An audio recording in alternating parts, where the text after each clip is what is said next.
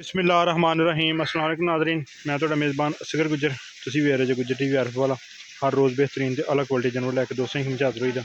अज माशाअल्लाह बहुत ही खूबसूरत एक पैलन झोटी आ दोस्तों की नज़र। झोटी नूं थन बड़ा मोटा तो पावर वाला कड्डी खड़ी, लेकिन चड्डा विच ही है, कुशल बरीक पुट्ठा किन्ना चौड़ा वा, सिंग मीने अखां दोवें सफेद चिट्टियां, कद शान झोटी ने सोहना सुथरा वा, सिंग पिछे नूं कन्न चंगे वड्डे, सिंग मीने च आ जांदे, धुन्नी घोड़ी तो बिल्कुल साफ है, थन पावर वाला मोटा, चवाई इंशाल्लाह बड़ी सोहनी बड़ी मोटी निकलेगी, थोड़ी नहीं निकलनी मोटी। चड्डा चौड़ा वा, हो सकता पट्टां दे विच या बराबर रखे, बरल दोस्त ज़्यादा समझदार ये शौक है।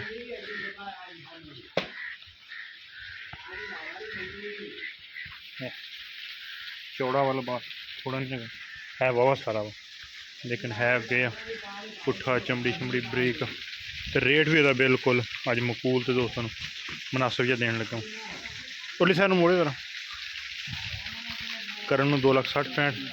लेकिन जी फाइनल जी है इसका 2.5 लाख रुपया, 2,50,000 रुपया फाइनल जहा रेट का, 2,50,000 रुपया। थन बड़ी मुठ वाला वा, किड्डा चौड़ा वा, तो सून का कोई पता नहीं, झोटी ने पुट्ठे नहीं नवाए, झोटी ने हल्दी ए सूह नहीं ढिली की है, वधर शद्धर कढ़ेगी है, नीले बटन भी 2 नज़र आ रहे हैं, झोटा बेच माल दे, ये पता नहीं कन्फर्म दिन भी दे किन्ने रहेंगे, तो पक्का कोई नहीं पता। हाँ बिच बनी है 10 दिन लै जाए 20 दिन लै जाए, पिछा पुछा तो नहीं ना कढ़दी, पिछा कढ़े थना च कोई वाधा घाटा हो, थन बिल्कुल रेशम वर्गे सोहने, किड्डा किड्डा सील भी बड़ी फुल मोटे था, इंशाल्लाह दुध भी चंगा देगी, सोहने थन साफ है सफेद सीधा,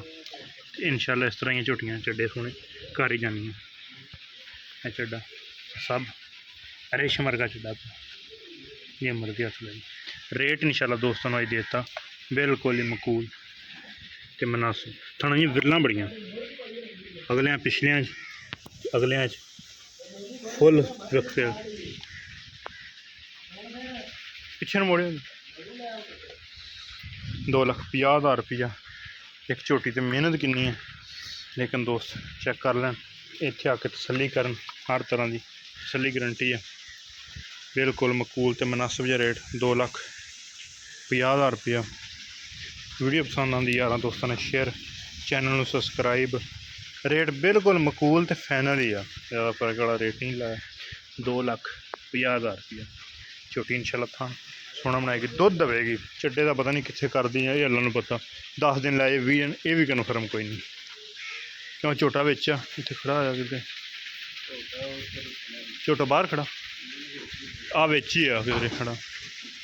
तो दिन पता नहीं किन्ने लै जाए, 10-2-4 दिन घट वध, हाल तो सूण दे झोटे का कोई हिसाब नहीं, हर तरह की वाधे घटे तसल्ली गारंटी होएगी। एक अगली तो नवी बेहतरीन वीडियो फिर हाजिर होवांगे, उस टाइम तक अपने मेज़बान असगर गुजरन की इजाज़त, अल्लाह हाफ़िज़।